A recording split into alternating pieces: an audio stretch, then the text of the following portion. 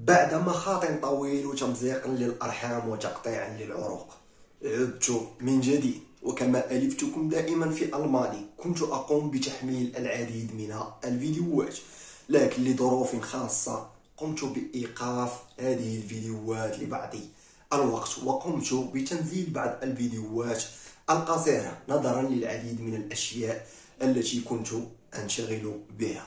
وكذلك لا أريد أن أقوم بمشاركة الأشياء الخاصة أو الأشياء الصعبة التي أمر بها من حياتي، وتلك الطاقة السلبية لا أريد أن أتشاركها معكم. الآن تداركت العديد من الأشياء وعدت كسابق عهدي، وعدت بحلة جديدة، حلة القوة وحلة تحليل الفيديوهات كما ألفتكم دائما.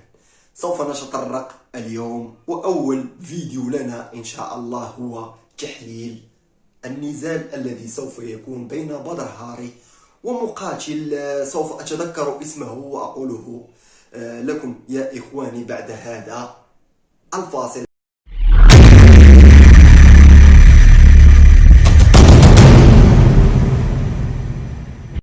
السلام عليكم إخواني من جديد. تذكرت اسم هذا المقاتل هو جيمس ماكسويني، هو العدو أو الخصم المقبل للأسطورة بدر هاري. كما ألفتم أو كما شاهدتم عفوا أنني لا أعرف اسم هذا المقاتل لأنه غير معروف، لذلك يجب على بدر هاري أن يهزمه شر هزيمة. لذلك سوف الآن أعطي بعض الأدلة القاطعة التي تؤكد على أن بدر هاري سوف يفوز في هذا النزال. أول شيء أو أول دليل هو أن بدر هاري يتمرن بقوة. لماذا؟ للحفاظ على ماء وجهه، وهو في نزال مصيري. لماذا؟ لأن كما شاهدنا في الآونة الأخيرة بدر هاري انهزم كثيرا. انهزم مع ريكو فيروفن مرتان، انهزم مع بنجامين أديكبوي بالضربة القاضية، انهزم أمام أركاديو جوسيك أمام مهزلة تاريخية ليست من شيم بدر هاري. انهزم كذلك أمام أليستر أوفرم الضعيف الذي كان بدر هاري يهزمه بسهولة. لكن الآن نحن أمام بطل ضعيف ليس من شيم بدر هاري أن ينهزم مرة أخرى أمام هذا البطل. لذلك سوف يكون إن شاء الله الفوز الأسطورة بدر هاري. نحن نعلم أو من وجهة نظري الخاصة وأنني أشاهد بدر هاري منذ أيام الكيوان، منذ أيام بدر هاري عندما كان يلعب في تايلاند، وكذلك عندما كان يلعب كثيرا ويلعب ضد المقاتلين الأقوياء في أيام شبابه. أعلم أن بدر هاري لديه شغف وكرامة كبيرة. الآن ليست مسألة أموال أو مسألة بيزنس أو شيء من هذا القبيل، هي مسألة شغف بدر هاري، أنه يجب أن ينهي سلسلة أسطورته بفوز ضد هذا المقاتل. هذا الدليل الأول. الدليل الثاني هو أن هذا الخصم جيمس ماكسويني قد لعب ضد بطل في الماضي هزم بدر هاري. هذا البطل الذي هزم هذا المقاتل الذي سوف يلعب معه بدر هاري بسهولة وهو كوخان ساكي.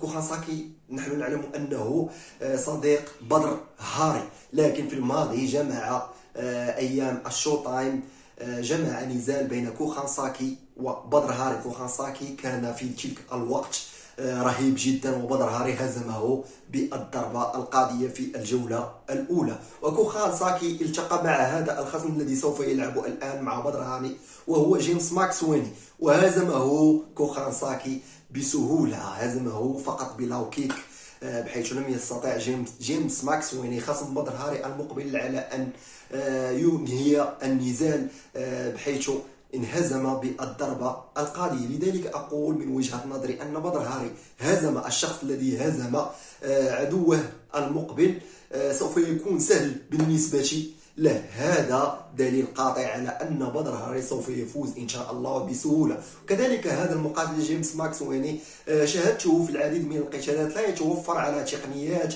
كالتي يتوفر عليها بدر هاري، منها الأشياء التي يقوم بها بدر هاري من أجل الفوز في النزالات. هو فقط يعتمد على القوة. هذا البطل أتكلم عنه هو خصم بدر هاري المقبل.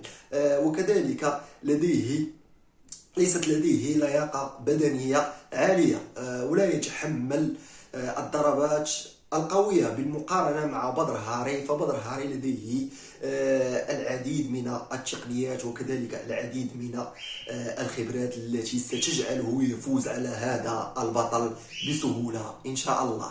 كان هذا فيديو ما قل ودل، حاولنا أن نوضح فيه العديد من الأشياء التي تؤكد على أن بدر هاري سيفوز إن شاء الله بالضربة القاضية. لماذا؟